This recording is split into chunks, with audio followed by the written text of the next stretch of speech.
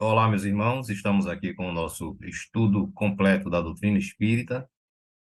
Esse é o volume 2, não é? Estudo básico do Espiritismo, volume 2, né, que já estamos finalizando esse volume 2, tá certo? Já temos o volume um completo aí postado no nosso canal aí do YouTube. Aquelas pessoas que estão vendo, né, esse vídeo, essa aula pela primeira vez, esse é um estudo completo, né, composto de vários cursos, tá?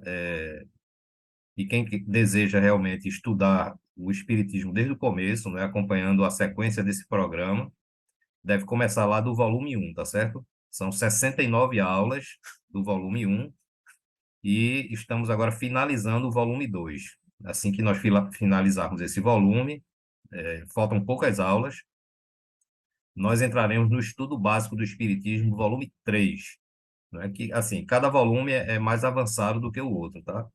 Então, terminando o volume 3, a gente conclui o estudo básico do Espiritismo. Então, assim, quem não pode frequentar uma casa espírita, não é, fisicamente, tem essa oportunidade de fazer o estudo básico do Espiritismo, dos 3 volumes, tá? E com toda certeza, não é, conforme esse programa que nós seguimos, quem concluir os 3 volumes terá realmente conhecimento, não é, básico, no mínimo básico do Espiritismo.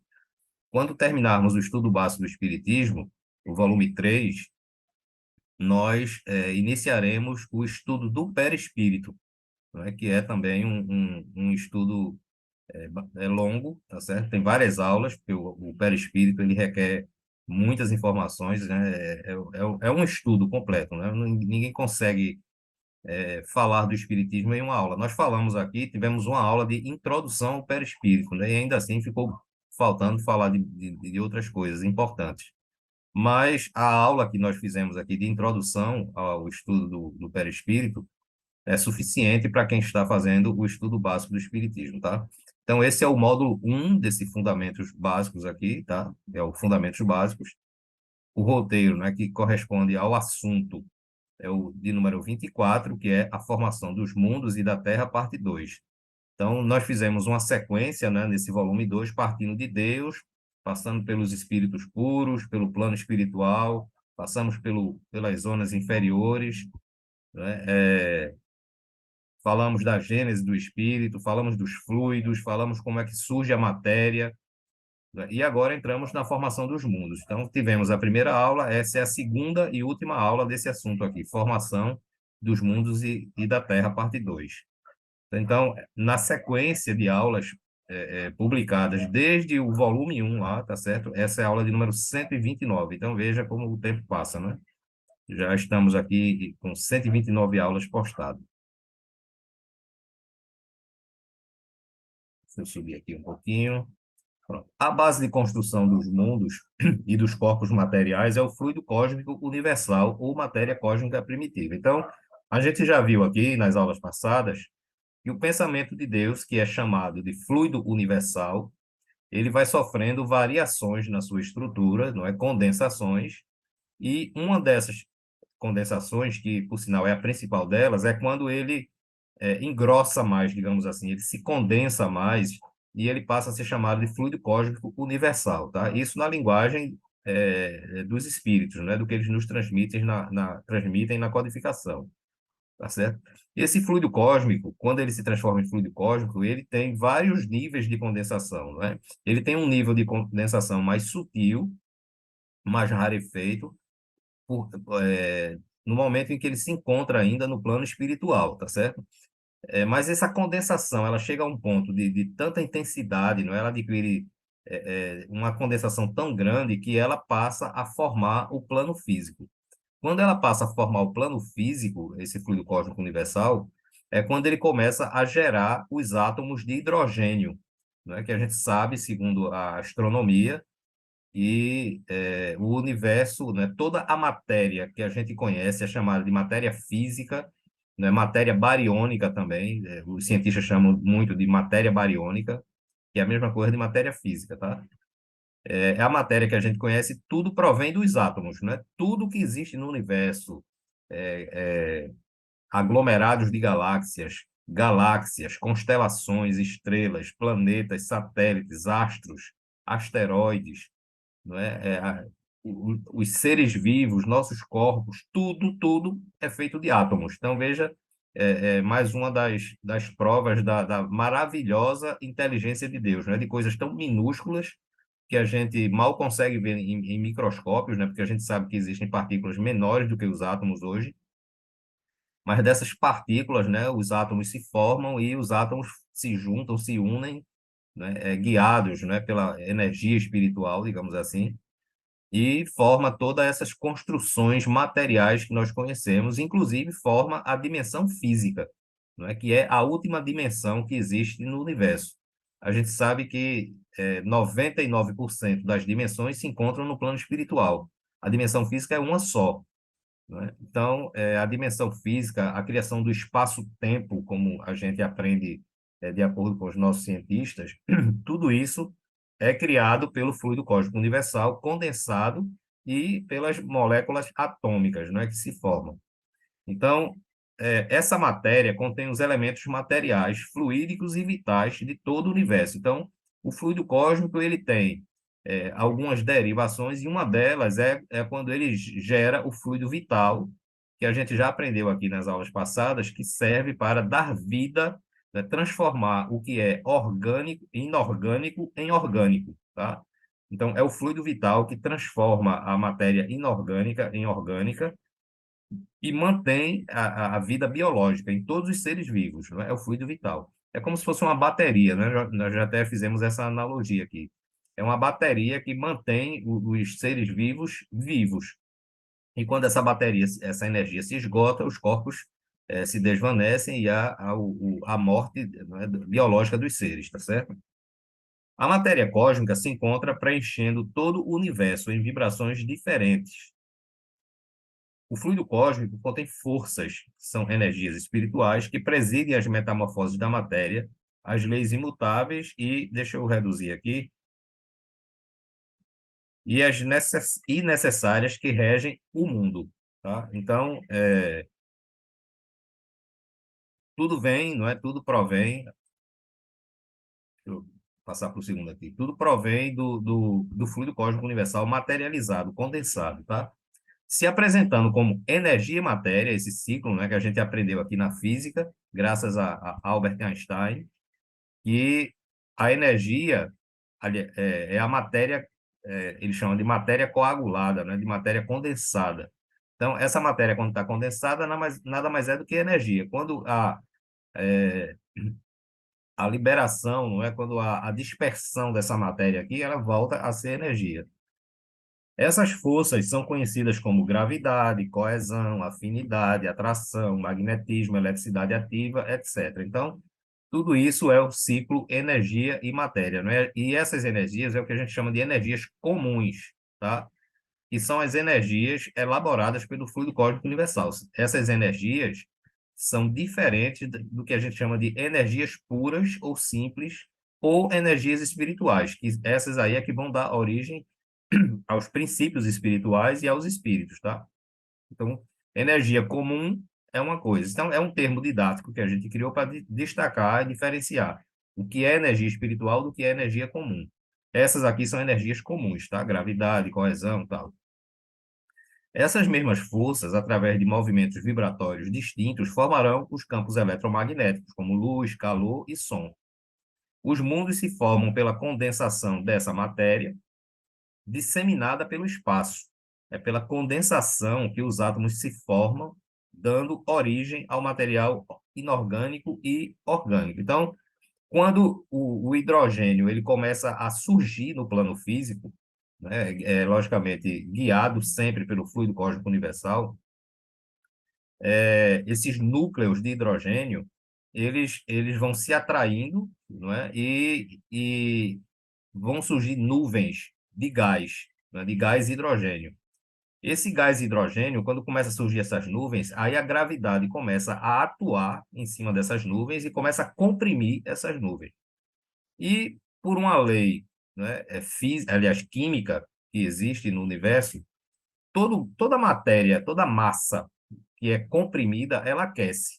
e os gases também, né? Então, o gás hidrogênio, quando ele é comprimido, ele é apertado mesmo assim pela gravidade, ele vai se unindo cada vez mais, vai ficando mais pesado, e quanto mais pesado ele fica, mais a gravidade atua, porque quanto maior a massa de um objeto, maior será a gravidade sobre ele, tá? Então, vai comprimindo esse gás vai aquecendo, né? E ele aquece de uma forma tão grande que começa a gerar uma temperatura em seu núcleo, né? Ele forma um núcleo, é como se fosse uma bola, né? O gás vai sendo comprimido, assim, como se fosse uma circunferência, pela gravidade, que aperta mesmo.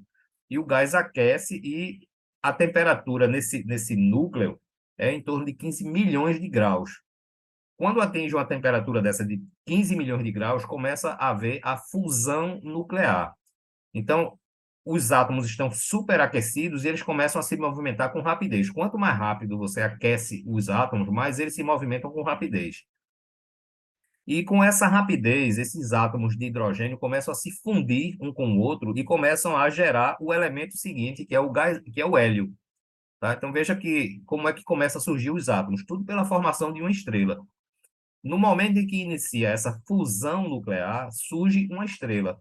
Então, a estrela vai fundindo cada vez mais, a temperatura vai aumentando, né? E vai havendo a fusão nuclear de hidrogênio em hélio, que é o segundo elemento da tabela química, da tabela periódica dos elementos, tá certo?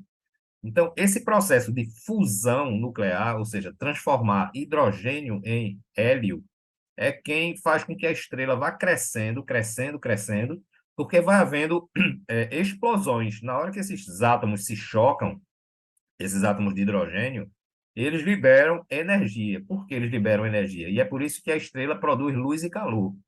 É porque o hidrogênio, o gás hidrogênio, ele é mais pesado do que o gás hélio, tá certo? Na hora que o hidrogênio se funde um com o outro e transforma em gás hélio, pelo hidrogênio ser mais pesado, há uma perda de massa desse choque. Ou seja, imagine você pegar um copinho um copo de 200 ml de água, aqueles copos plásticos, e você jogar num copo de 100 ml, ou seja, a metade, né? Ele é menor.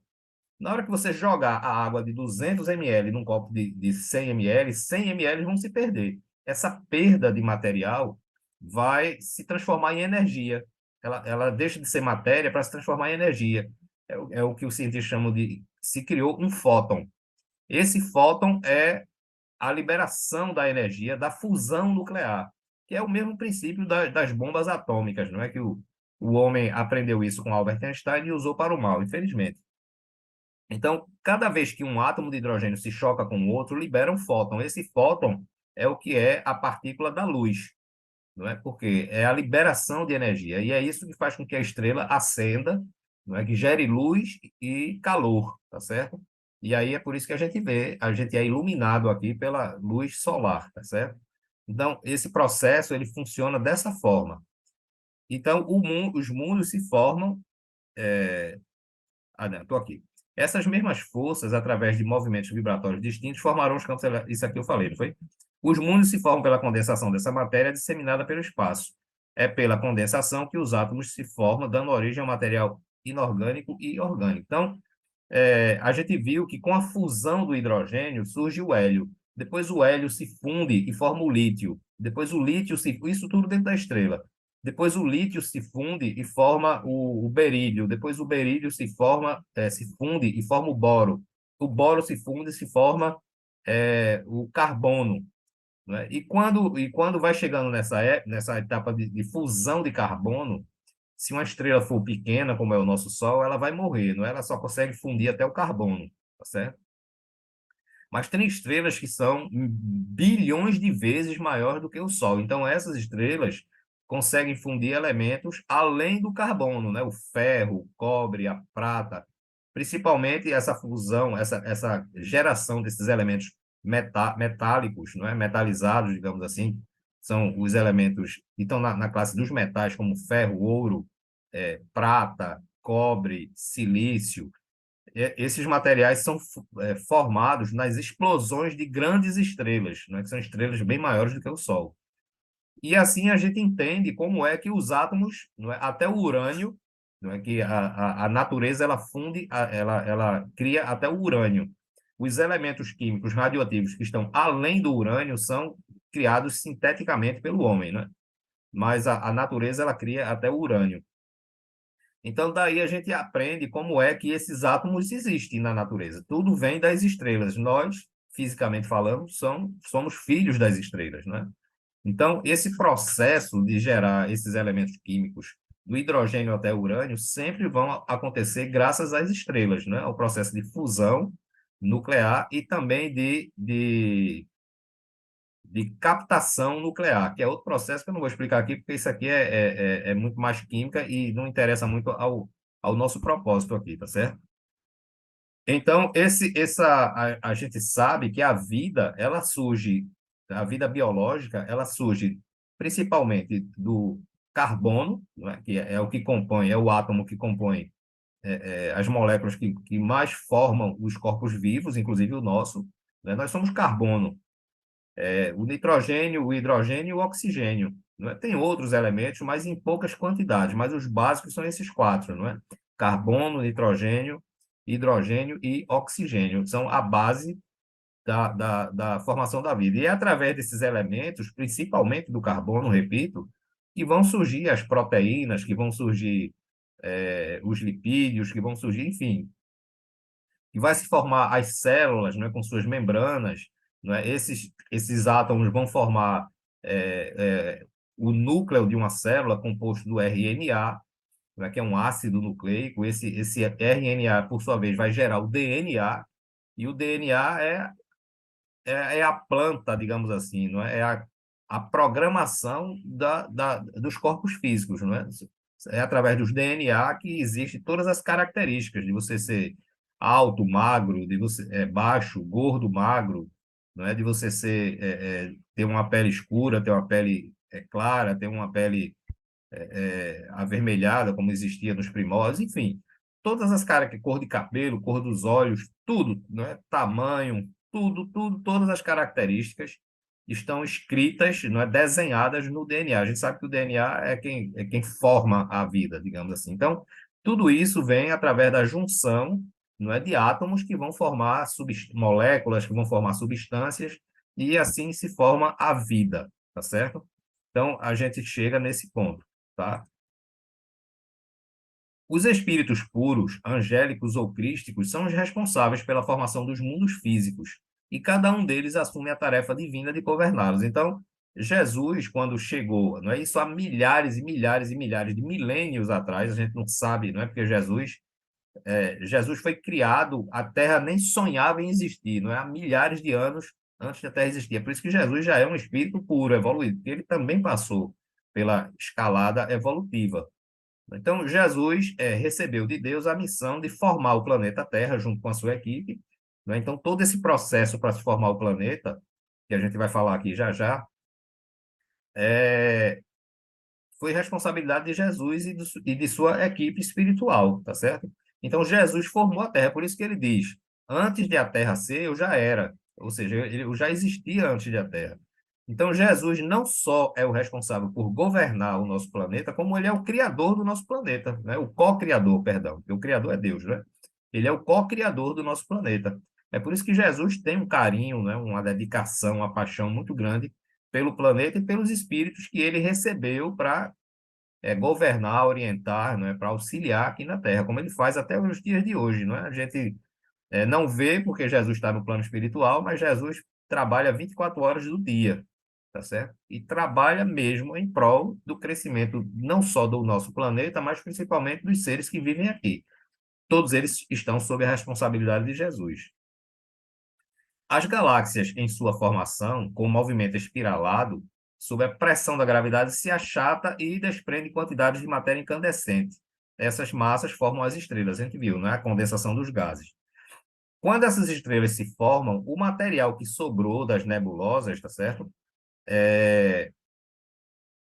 Vão se acumular, não é? A estrela agora, quando ela nasce, ela é muito pesada, ela tem muita massa, então a gravidade da estrela é muito grande. E ela começa a atrair o resto da matéria que sobrou dos gases, da poeira, não é? E essa poeira que a gente chama não é poeira sujeira, não, é poeira estelar, que já é o produto de estrelas anteriores que explodiram e lançaram no universo os elementos metais da cadeia dos metais, como ferro, silício, né, cobre, magnésio. Então, esses átomos ficam circulando e a estrela vai atraindo pela força gravitacional.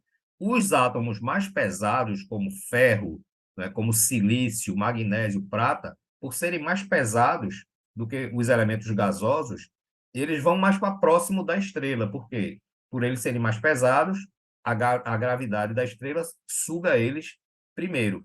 E os átomos gasosos ficam na periferia da estrela. Então, é por isso que próximo por exemplo, o caso do nosso Sol, próximo ao Sol, existem quatro planetas que são chamados de rochosos. Por quê? Porque eles são feitos, o núcleo desses planetas são feitos, não o planeta todo, mas principalmente o núcleo de ferro, né, de magnésio, de cobre, de silício. Né? O silício é aqui da origem à areia. E depois isso, quando há o resfriamento, né, formam os planetas chamados de rochosos, que são planetas de matéria sólida. Já os outros quatro planetas, como Júpiter, Saturno, Urano e Netuno, eles são gasosos. Por quê? Porque eles foram feitos de gases, né? Eles têm um núcleo, tá certo? Um núcleo, digamos assim, sólido, mas apesar de ser sólido, é bem mais rarefeito do que os núcleos dos planetas rochosos, que são todos feitos de rochas e de ferro, etc. É por isso que a gente encontra no planeta da gente ouro, ferro, né, prata, níquel, quando a gente cava. Por quê? Porque a Terra foi feita com esses átomos que foram gerados em explosões de estrelas, que são chamadas de supernovas. Então, se você cavar em determinados lugares da Terra, você vai encontrar ferro, vai encontrar ouro, vai encontrar prata, não é? Todos os elementos que a gente extrai da Terra foi quando o planeta se formou. Então, esse planeta se formou, como nós sabemos, e junto com ele outros planetas se formaram, né? Se formou Mercúrio, né, que é o planeta que está mais próximo do Sol, depois se formou Vênus, né, que é o segundo, depois vem a Terra e depois vem Marte, que são os planetas nessa ordem, rochosos. Né? Aí, saindo de Marte, a gente vai para Júpiter, Saturno, Urano e Netuno, nessa ordem que são os quatro planetas gigantes, todos eles são muito grandes, não é? Muito maiores do que a Terra, mas são gasosos, são chamados de planetas gasosos, tá? Então, Júpiter é um planeta gasoso. Então, formado esses mundos, não é? Outros planetas foram formados. Então, quando o Sol nasceu, quando a estrela do nosso Sol foi criada, ela começou a criar vários planetas. Segundo os astrônomos, foram mais de 100 planetas. Esses planetas começam a se chocar uns com os outros, a se destruir, isso nos primórdios, não é? Não existia nem sinal de qualquer vida aqui no planeta. Inclusive, a Terra sofreu um choque muito grande de um planeta, tá certo? E esse planeta pegou, mas não pegou frontal, não foi um choque frontal, foi mais um choque de raspão. O planeta que se chocou com a Terra se destruiu, né? A massa dele se desintegrou, 90% da massa desse planeta se desintegrou, a Terra perdeu em torno de 30% da sua massa, mas depois se recuperou. Os detritos que sobraram desse choque entre esse planeta com a Terra foi o que formou a Lua. Né? E aí a gravidade da Terra atraiu a Lua e a Lua até hoje está girando na órbita da Terra, é o chamado satélite natural. Né? E assim, desses mais de 100 planetas, de todos os tamanhos que existiam, não é, com esses choques, essa destruição, porque no universo é assim, o que é matéria, tudo que é matéria está ligado, destruição e construção, andam juntos.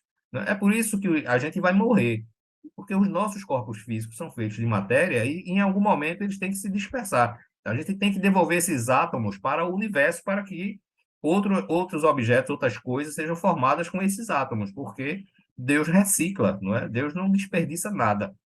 Então, tudo que é matéria tem que funcionar nesse processo de construção e destruição.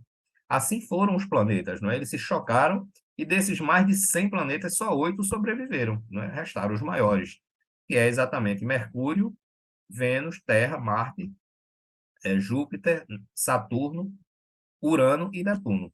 Então, foi assim, não é, que a formação da Terra, que é o tema do nosso estudo, tá certo? se formou. E a partir daí, não é, depois de milhares de anos, segundo os cientistas, há mais ou menos 4 bilhões e meio de anos atrás, né, a Terra se formou e depois de milhares de anos, tá certo? Começou a surgir as primeiras vidas aqui com a atuação do fluido vital, começou a surgir nas águas, não é, dos oceanos as primeiras massas protoplasmáticas, não é, que a gente chama de protoplasma. Essas massas, não é a junção de elementos atômicos, principalmente do carbono, como a gente viu, e dentro dessas massas começou a surgir os pequenos núcleos, né, que são chamados de sincícios, e desses sincícios começou a surgir os vírus. Os vírus são a primeira criação, né, após os sincícios, de alguma coisa que a gente pode chamar de vida. Apesar de o vírus não ser considerado, por uma parte da ciência, como ser vivo, outros consideram, tá? Então existe essa indefinição se o vírus é um ser vivo ou não, mas que a gente sabe que ele existe, existe porque a gente sofreu o efeito dele mais uma vez agora aí na pandemia, né, da Covid, né? Então, para mim, eles são seres vivos, não é? E que não se brinca com eles, não deve se respeitá-los, né? Apesar de serem em tamanho insignificantes, mas só em tamanho, não é? Porque os vírus conseguem dizimar seres vivos do tamanho da gente e até maiores, não é? Até os seres maiores. Então, os vírus começam, depois esses vírus vão evoluindo, se transformam em bactérias, né? E assim vai. Das bactérias começam a surgir os vegetais e também começam a surgir os seres invertebrados, né? Como os insetos, enfim, as amebas, tudo que foi invertebrado. Dos invertebrados, né? Através de um salto evolutivo, vai começar a surgir os peixes, depois os anfíbios, depois os répteis, depois as aves, depois os mamíferos, né? Até chegar no ser humano. Então, essa é a escalada evolutiva desde a criação do nosso planeta Terra, tá? Através desse processo, pelas massas desprendidas pelo nosso Sol em formação, surgiram os planetas, não é? Que é a matéria que sobrou que eu falei. A Terra está distante do Sol por cerca de 150 milhões de quilômetros e gira no espaço a uma velocidade diária de 2.500 quilômetros. A gente mora aqui na Terra, a gente não se apercebe disso porque a Terra é muito grande. Mas nós estamos viajando, né, a uma velocidade constante de mais ou menos 2.500 quilômetros. Estamos arredondando aí, tá? Dá 2 milhões e 400 e pouco. 2.500 quilômetros por hora. Então, a Terra, ela gira. E se não fosse essa velocidade dela girar a 2.000, se movimentar, não é? A 2.000 quilômetros por hora, ela caía no Sol. O Sol vai atraindo ela, pela gravidade, porque o Sol é bem maior, tá certo? E vai atraindo a Terra para que a Terra se choque com ele. Mas a Terra tem a velocidade, é o que se chama de velocidade constante, porque existe uma lei da física que diz que todo corpo em movimento tende a permanecer em movimento. Quer ver uma prova disso? Se você tiver no seu automóvel, alguém está dirigindo, e de repente essa pessoa freia, você veja que você vai para frente. Né? Por quê? Porque você está na velocidade do automóvel. Quando o automóvel freia bruscamente, você tende a ir para frente. Por quê? Porque você continuou em movimento. O carro parou, mas você continuou em movimento. Então, isso é o que se chama de velocidade, movimento constante, tá certo? Da mesma forma, quando o motorista pisa no acelerador, você vê que você vai para trás. Por quê? Porque você estava na inércia e agora começou a se movimentar junto com o carro. A Terra, não é, ela, ela gira graças ao movimento da nebulosa, não é, que começa a girar numa forma. Pode ver que a galáxia gira numa forma espiraloide. Como é espiraloide? Em espiral, tá? Eu me perdi aqui no termo. Ela gira num processo de espiral, né? Vê que a galáxia gira. As estrelas giram, os planetas, tudo. Então, isso é uma velocidade constante. É por isso que a Terra nem os outros planetas se chocam com o Sol, porque ela se mantém nessa velocidade. Se a Terra diminuir essa velocidade, se ela for diminuindo, a gravidade do Sol vai atraindo ela cada vez mais para perto, né? A ponto de que, se não tiver velocidade suficiente, ela vai se chocar com o Sol e será destruída, né? É assim que funciona as leis da física, tá? Após sofrer inúmeras modificações pelos processos de esfriamento, surgem os continentes e se formam os oceanos. Milhares de anos se passam até que a Terra oferecesse condições para surgir a vida orgânica. Deixa eu botar aqui, posicionar aqui de novo. Pronto. Então, meus irmãos, é assim, não é, que surgiu a formação das estrelas, não é? Essas estrelas se uniram por um processo de atração, formaram constelações. Essas constelações se uniram também por um processo de afinidade ou de atração e formaram as galáxias. As galáxias, por sua vez, se unem por um processo de atração, formam o que se chama de aglomerados de galáxias, né? E assim vai, porque o universo é infinito, tá certo? Então, com isso, a gente encerra essa parte aqui da formação dos mundos. Como eu falei, temos mais algumas aulas desse volume 2 e quando encerrarmos, partiremos para o volume 3. Então, um grande abraço para todos, um bom dia, e que a paz do Senhor permaneça conosco hoje, agora e sempre.